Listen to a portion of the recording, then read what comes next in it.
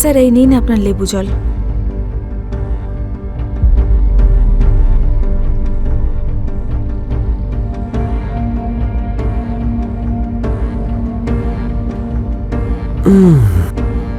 Thank you. আরে এক second. Sir কি করছেন? প্লিজ আমার হাত ছেড়ে দিন। আরে এত লজ্জা পাচ্ছ কেন তুমি? নতুন কাজে এসেছো নাকি? এটুকুও জানো না যে বসকে ইমপ্রেস কিভাবে করতে হয়? স্যার আমি আপনার পার্সোনাল অ্যাসিস্ট্যান্ট, আমার কাজই আপনাকে হেল্প করা। আর আপনি চাইলেন তাই লেবু জল বানিয়ে দিলাম। বানিয়ে যখন দিয়েছো তাহলে নিজের হাতে খাইয়েও দাও।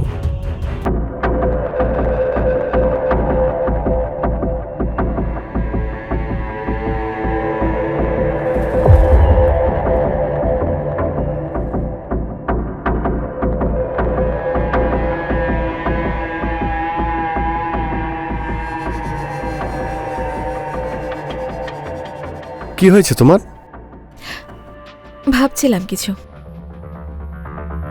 কি ভাবছো তুমি? এটাই যে তুমি কখনো আমাকে ছেড়ে যাবে না তো? তোমাকে আমি কি করে ছেড়ে যেতে পারি? আমি তো সারা জীবন তোমার কাছে থাকতে চাই। সারাক্ষণ তোমার মাথা শুধু একটা জিনিসই ঘোরে। আরে না না, এমনটা একদমই নয়। তা নয় তো কি? ঠিক আছে, তো আমি ছোবও না। খুশি? আরে রাগ করলে নাকি? না তো। মনে তো হচ্ছে। কি দেখে? এটা দেখে। একটু ভালোবাসো না?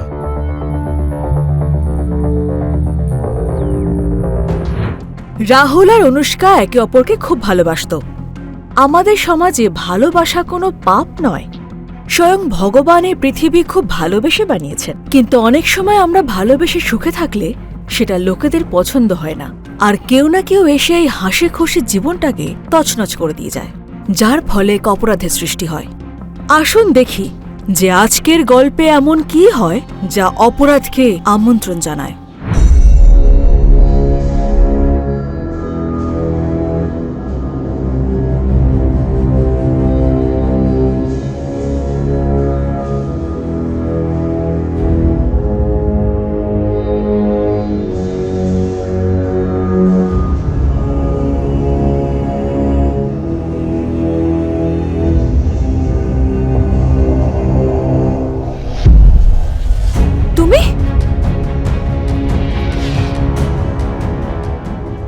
হ্যাঁ আমি। শেষ অবধি তো বুঝতেই পারছিস। কতদিন পালাবি আমার থেকে? আমি পালাচ্ছিলাম না, আমি তো শুধু এই মেয়েদের গন্ধ। কোথায় তোর হাজবেন্ড? ও আচ্ছা, তার মানে এখানে নেই। ওর অভাবটা আমি দূর করে ছাড়ো, দিচ্ছি। ছাড়ো আমাকে, ছেড়ে দাও বলছি। না, এই ভুলটা করিস না। না হলে আমাকে সেটা করতে হবে যেটা আমি করতে চাই না। ভালোবেসে বলছি, মেনে নে, না হলে। বুঝতে পেরেছিস? বুঝতে পেরেছিস? হ্যাঁ।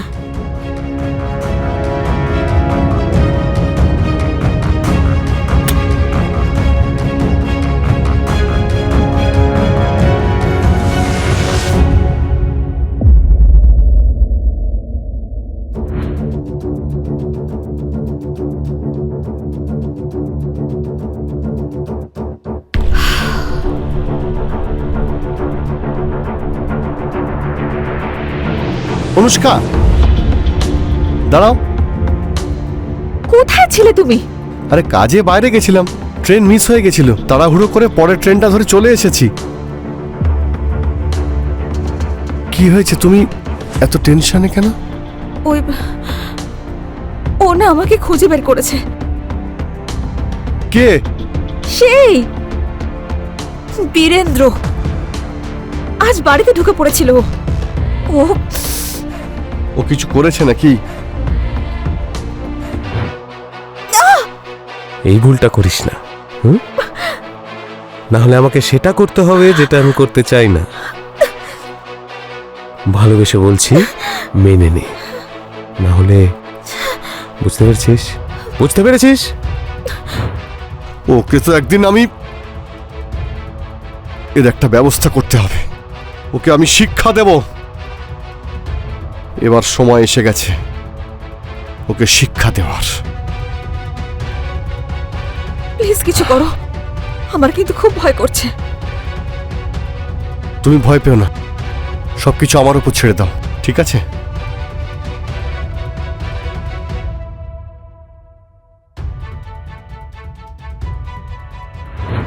কি পরিচয় এই বীরেন্দ্রর? আর ওর সঙ্গে অনুষ্কার কি সম্পর্ক ছিল? বীরেন্দ্র অনুষ্কাকে হুমকি দিচ্ছিল কেন? বীরেন্দ্র কি অনুষ্কাকে শারীরিকভাবে শোষণ করতে চাইছিল, ওকে পেতে চাইছিল, নাকি অন্য কোনো ব্যাপার? আর রাহুলের মনেই বা কি চলছিল? কি করতে চাইছিল রাহুল? অনুষ্কাকে ও বীরেন্দ্রর হাত থেকে কি করে বাঁচাবে? আমাদের জন্য কি আরেকটা অপরাধের কাহিনী অপেক্ষা করছে? আসুন দেখা যাক।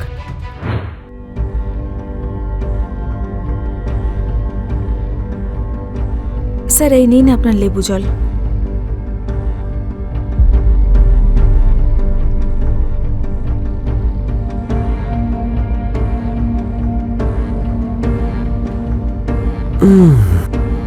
Thank you.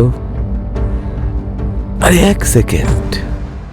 স্যার কি করছেন? প্লিজ আমার হাত ছেড়ে দিন। আরে এত লজ্জা পাচ্ছ কেন তুমি? নতুন কাজে এসেছো নাকি?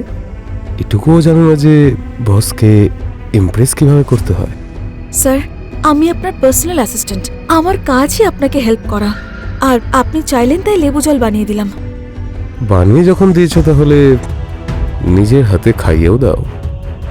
আবার দেখো আমি তোমাকে কিভাবে রানি করে রাখি। এসে বসো, বসো। কোথায় বসবো? এখানে তো একটাই চেয়ার। আরে এখানে বসো।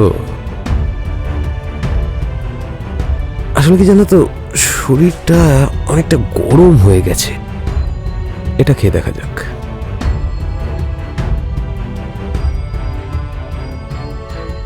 না, তাও ঠান্ডা হলো না। আসলে কি জানো তো, আমার জমি কেনা বেচার ব্যবসা আছে। আর যখন কোনো জমি আমার বেশি পছন্দ হয়ে যায় না, তখন আমি সেটা কবজা করে নিই।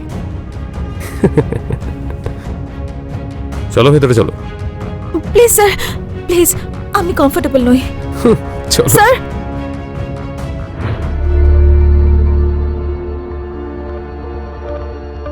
বলুন স্যার। এক মিনিট। এই সুমিত্রা পালের কেসটার ব্যাপারে এখনো আমরা কিছু জানি না। এই রিলেটেড সমস্ত ফাইলস আমার টেবিলে চাই। স্যার ওটা আমি আপনাকে এনে দিচ্ছি। স্যার হসপিটাল থেকে ফোন এসেছিল, 30 কিলোমিটার দূরে বিলায়েত নগরে অজ্ঞাত পরিচয়ের মৃতদেহ পাওয়া গেছে। কি? ওই লাশের ছবিগুলো পুলিশ স্টেশনে সার্কুলেট করো।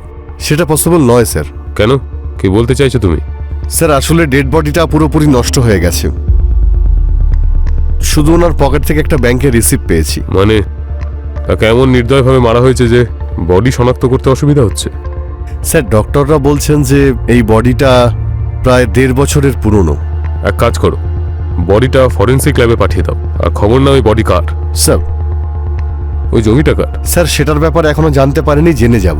ওখান থেকে একজন যাওয়ার সময় গন্ধ পেয়েছিল, তারপরে কুকুরে মাটি খোঁড়ার পরে ওখান থেকে বডি পাওয়া যায়। তারপরে পুলিশকে সে ইনফর্ম করে। এই ব্যাংকের স্লিপ থেকে খোঁজ নেওয়া বডিটা কার? স্যার কার ছিল ওই লাশ? হঠাৎই এই গল্প একটা নতুন মোড় নিল যখন এক অপরিচিত ডেড বডি পুলিশের হাতে আসে। এই ডেড বডির সঙ্গে এখনো পর্যন্ত হওয়া গল্পের কোনো যোগসূত্র আছে, নাকি এটা একটা নতুন মামলা যেটা পুলিশের সামনে এসেছে? রাহুল আবার বীরেন্দ্রকে হত্যা করেনি তো?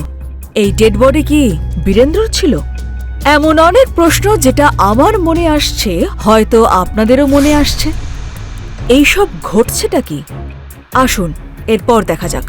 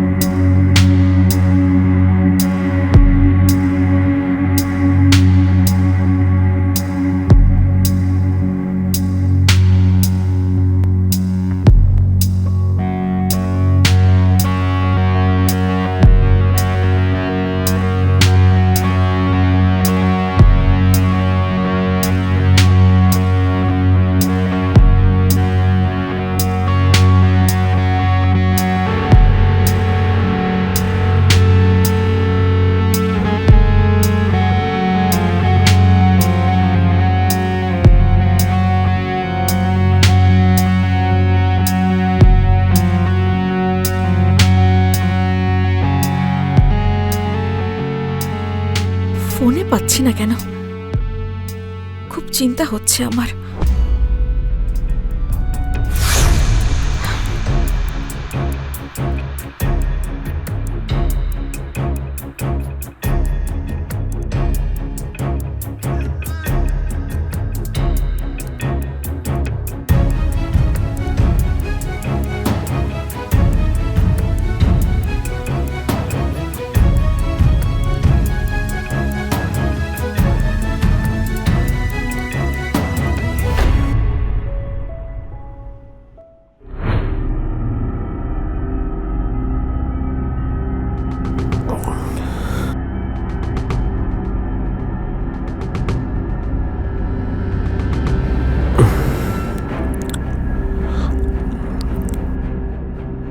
চলে এসেছো?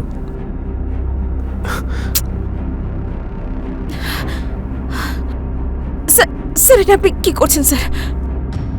রোজ রোজ এসব আমার ভালো লাগে না। টাকাটা তো দিচ্ছি নাকি? কিন্তু স্যার, এসব আমার পছন্দ নয়। যখন তোর বয়ফ্রেন্ড তোর সঙ্গে করতো তখন তোর খারাপ লাগতো না? ভুলে গেলি তুই? তখন কিভাবে আমার হাতে পায়ে ধরে বলেছিলি যে ওর থেকে আমাকে ছাড়িয়ে আনো। সেদিনও হাতে পায়ে ধরছিলি, আর আজকেও হাতে পায়ে ধরছিস যে আমার ব্যথা করছে, আমাকে ছেড়ে দে। এটা শুনে আমার খুব আনন্দ হয়। স্যার, আমাকে কষ্ট দিয়ে কি পান আপনি? অনুভব পুরুষ হবার। আমি সমস্ত মেয়েকে এরকম ছটফট করতে দেখতে চাই। শান্তি পায় আমার আত্মা।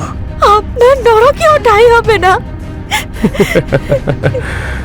কিন্তু এখন তো স্বর্গের আনন্দ নেই। কেমন মানুষ এই বীরেন্দ্র? এরকম রাক্ষসদের কি আমাদের সমাজে বেঁচে থাকার অধিকার আছে? টাকার অহংকার আর নেশায় বোধ হয়ে এক মেয়ের সম্মান শোষণ করা এক জোঁক। এই কেমন সমাজ নির্মাণ করছি আমরা? একে কি বলে পুরুষত্ব? এইরকম পুরুষত্বকে আমি ওদের পুরুষত্বহীনতা মনে করি, যে চুপচাপ অত্যাচার সহ্য করে যায়। ওই ফার্মে পাওয়া ডেড বডি সিদ্ধির বয়ফ্রেন্ডের ছিল না তো? বীরেন্দ্রর কি হাত ছিল এই হত্যার পেছনে? স্যার, অনেক কষ্টে বডিকে শনাক্ত করা গেছে। এই ডেড বডিটা জয় শর্মার। জয় শর্মা? তার ব্যাপারে আর কোনো তথ্য আছে? ব্যাংক স্লিপ দেখে আমরা পুরনো রেকর্ড বের করেছি। তখনই আমরা জানতে পেরেছি বীরেন্দ্র বলে একজনের অ্যাকাউন্টে জয় শর্মা 50,000 টাকা জমা করেছিলেন। আরও একটা কথা স্যার, যে ফার্ম হাউসে বডিটা পাওয়া যায় সেটা নিয়ে কোর্টে কেস চলছে। কেস চলছে মানে? কাদের কাদের মধ্যে? স্যার, গ্রামে গিয়ে খোঁজ নেওয়ার পরে বীরেন্দ্রর নাম জানা যায়, আর দ্বিতীয় পার্টিকে আমরা খুঁজে বেড়াচ্ছি। কিন্তু এই সব কিছুতে এত সময় লাগছে কেন? স্যার, এই কেসটা এতটাই জটিল না, আমাদের কাছে কোনো জিনিসেরই কিছু প্রমাণ নেই। এই বীরেন্দ্রের ব্যাপারে আর কিছু জানলেন? স্যার, এই বীরেন্দ্র রিয়েল এস্টেটের কাজ করত, আর ও জমি দখলেরও কাজ করত স্যার। মানে খুনটা জমির কারণেই হয়েছে। বীরেন্দ্রকে তুলে আনো। ঠিক আছে স্যার।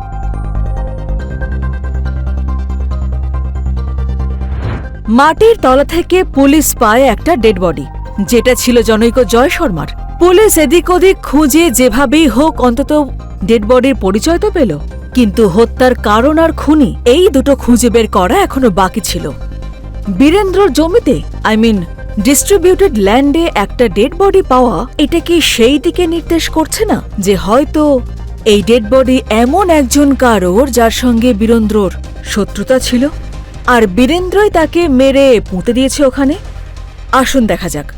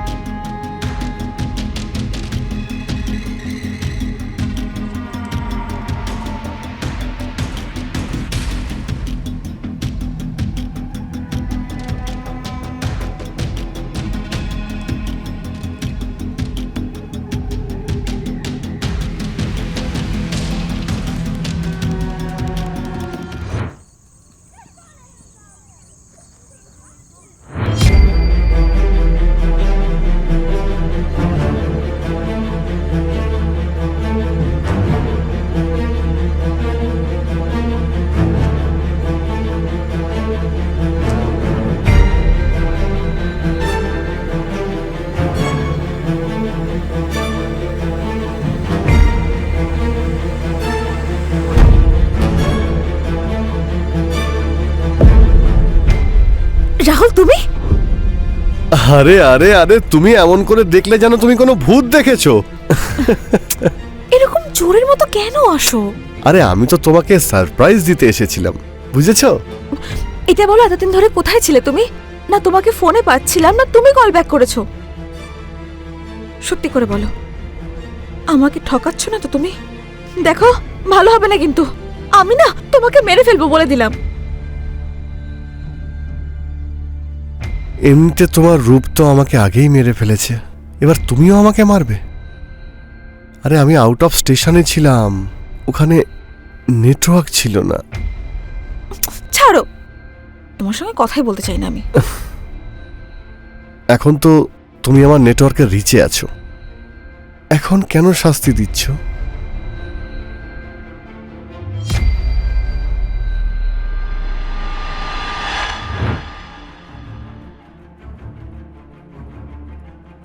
তারপর বীরেন্দ্রবাবু, কি খবর? আজকাল অনেক জমি কবজা করছেন দেখছি। হে ইন্সপেক্টর, তুই জানিস না আমার আসল পরিচয়। একটা ফোন করব, তোর ইউনিফর্ম খুলে বাড়ি যেতে হবে, আর সেলুট করতে করতে বাড়ি যাবি, বুঝলি? মনে হচ্ছে স্যার ও নেশা করে আছে, গন্ধ আসছে। মদের নেশা নয়, ওর টাকার নেশা হয়েছে। যে পোকাগুলো অন্যায় ডুবে থাকে, সেই পোকাগুলো থেকে যে গন্ধ বেরোয়, ওর মুখ থেকে সেই গন্ধ বেরোচ্ছে। আমার তো মনে হচ্ছে ওকে ফেস কন্ট্রোল করতে হবে। শুরু করে দিন।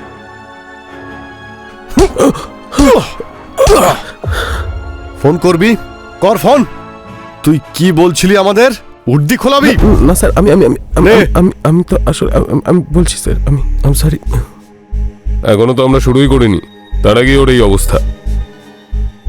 আর যদি কোনোদিন পুলিশের সাথে অসভ্যতা করিস না, তাহলে এত মারবো যে সারা জীবন মনে রাখবি যে কোনো পুলিশ তোকে মেরেছিল। বিলায়তনগরে তোর যে জমি আছে সেখানে একটা ডেড বডি পাওয়া গেছে। স্যার কি লাশ স্যার? আমি আমি এ ব্যাপারে কিছুই জানি না, আমার কোনো আইডিয়া নেই স্যার। কি বলছেন স্যার আপনারা? জয় শর্মার লাশ। কে জয় শর্মা স্যার? আমি তো এরকম নামের কোনো মানুষকে চিনি না, আমি তো জানি না। কে জয় শর্মা? যে তোর অ্যাকাউন্টে 50,000 টাকা পাঠিয়েছিল সেই জয় শর্মা। হ্যাঁ স্যার, জানি স্যার। আই মিন চিনতাম স্যার, কিন্তু ওটা অনেকদিন আগে হয়েছে স্যার, আমার ভালো করে মনে ছিল না। I am sorry. তোরা জয় শর্মার মধ্যে জমি নিয়ে বিবাদ হয়েছিল তো? ওর ওয়াইফের সঙ্গে। জমিটা আসলে ওর ওয়াইফের নামে ছিল, তো সে তার সঙ্গে ঝামেলা ছিল। হ্যাঁ হ্যাঁ, আমি 50,000 টাকা নিয়েছিলাম, আর ওকে প্রমিস করেছিলাম যে জমির উপর থেকে মালিকানা সরিয়ে নেব। স্যার অনেকদিন হলো, আমি জানি না যে উনি কোথায় আছেন। তুই ওকে মেরে মাটিতে পুঁতে দিয়েছিস, আর এখন বলছিস জয় কোথায় তুই জানিস না? স্যার, আমি ওকে কেন মারবো? হ্যাঁ, আমার ওর সঙ্গে জমি নিয়ে বিবাদ ছিল, কিন্তু আমি ওর জমিটা কবজা করতে চাইছিলাম। যাদব, ওর কল ডিটেলস বার করো, আর ততক্ষণ মারো যতক্ষণ না সত্যি বলে। স্যার আমার কথাটা শুনুন স্যার। জয় শর্মা নামের ব্যক্তি, যার ডেড বডি 1.5 বছর পরে পাওয়া গেল। বীরেন্দ্রর সঙ্গে জয় শর্মার জমি নিয়ে কথা কাটাকাটি চলছিল, মানে জয় শর্মার স্ত্রীর নামে যে জমি ছিল সেটা নিয়ে বিবাদ চলছিল। বীরেন্দ্র 50,000 টাকা নিয়ে জমি ছেড়ে দেওয়ার কথা দেয়, কিন্তু জমি এখনো অমীমাংসিতই রয়েছে। আর সেই জমি থেকেই জয়ের ডেড বডি পাওয়া আমাদের সংকেত দিচ্ছে যে খুনি নিশ্চয়ই বীরেন্দ্রই। কিন্তু কে ছিল জয়ের স্ত্রী? যখন পুলিশ বীরেন্দ্রকে জিজ্ঞাসাবাদ করে, তখন সে জানায় যে জয় শর্মা স্ত্রীর নাম হলো অনুষ্কা। আর পুলিশ যখন বীরেন্দ্রর কাছ থেকে জয় আর অনুষ্কার ফোন নাম্বার নিয়ে কল রেকর্ডস চেক করে, তখন পুলিশ এমন এক তথ্য পায় যেটা অনুষ্কাকে খুনি সাব্যস্ত করে। তখন পুলিশ আর দেরি না করে অনুষ্কা আর রাহুলকে হাতে নাতে ধরতে তৎপর হয়ে ওঠে। আমাদের সমাজে কেমন অবস্থা বুঝতে পারি না, ভালোবাসায় মানুষ এত বড় অপরাধ কি করে করতে পারে? জয়ের সঙ্গে বিয়ের পরেও অনুষ্কা রাহুলের সঙ্গে সম্পর্ক রেখে চলে, তার ফল দেখুন।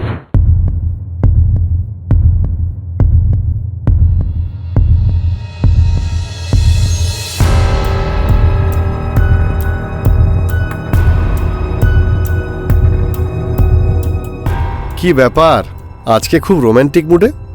তুমি আমার জন্য এত করেছো, আর আমি তোমার জন্য একটু রোমান্টিক হতে পারি না? আমি চাই আমি তোমার সঙ্গে সব সময় চিপকে থাকি, আর তোমার থেকে কোনোদিন দূরে না যাই।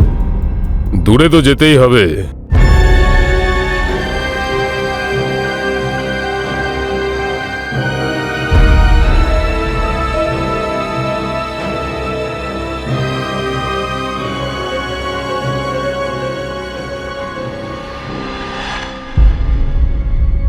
আপনারা? নিয়ে চলো এদের।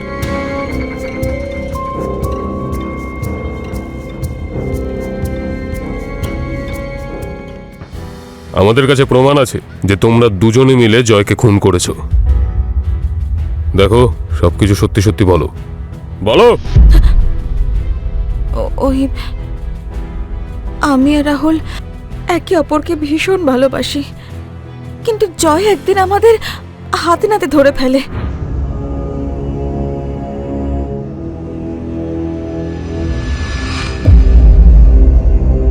অনুষ্কা, জয়, আমার পেছনে আমার বউয়ের সাথে নোংরা খেলা খেলছিস? জয় দাঁড়াও। আজ তোকে মেরেই ফেলবো আমি। জয়, জয়, আরে তুই যা ভাবছিস সেরকম কিছুই নয়। সব জয় দাঁড়াও।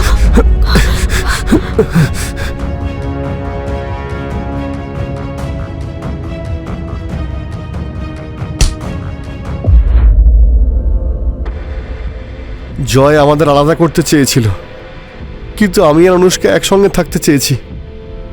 সেই জন্য আমরা দুজনে মিলে একটা প্ল্যান করি। যে জমিটা অনুষ্কার নামে হওয়ার কথা ছিল সেটা জয়কে বলে বীরেন্দ্রকে বিক্রি করতে বলি।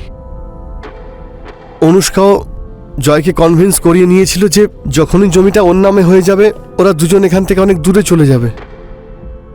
কিন্তু যখনই জয় বীরেন্দ্রকে টাকা দেয়, আমার আর অনুষ্কার এটা মনে হয় যে আমরা দুজনে টাকাগুলো নিয়ে এখান থেকে পালিয়ে যাব। শুধু জয় আমাদের রাস্তার কাঁটা ছিল।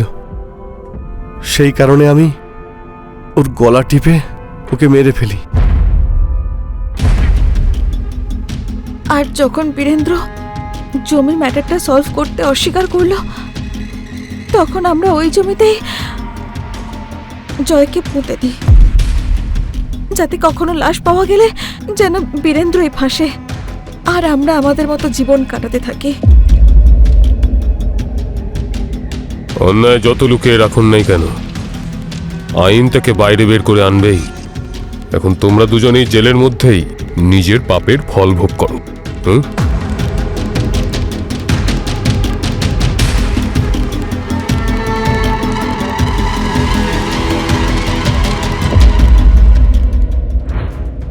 রাহুল আর অনুষ্কা একে অপরের সঙ্গে জীবন কাটানোর জন্য বেচারা জয়কে মেরে ফেলল। এ কেমন ভালোবাসা? ভালোবাসায় মানুষ এত অন্ধ কি করে হয়ে যায় যে কাউকে হত্যা করে দেয়? এটাই কি ভালোবাসা?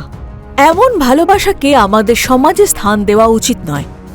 একটা ফুল প্রুফ প্ল্যান করে রাহুল আর অনুষ্কা জয়কে হত্যা করে তার মিসিং কমপ্লেন পুলিশের কাছে না করে বীরেন্দ্রকে ফাঁসানোর ষড়যন্ত্র করে ফেলে। কিন্তু এটা ভাবলো না যে অপরাধীকে ধরতে পুলিশের দেরি হতে পারে, কিন্তু অপরাধী পুলিশের হাত থেকে পার পাবে না। আমি রানী চ্যাটার্জি নিচ্ছি আপনাদের থেকে বিদায়। আবার দেখা হবে ক্রাইম চক্রের নতুন এপিসোডে নতুন কাহিনী নিয়ে। ততক্ষণ সতর্ক থাকুন, সুরক্ষিত থাকুন আর ক্রাইম চক্র দেখতে থাকুন। জয় হিন্দ।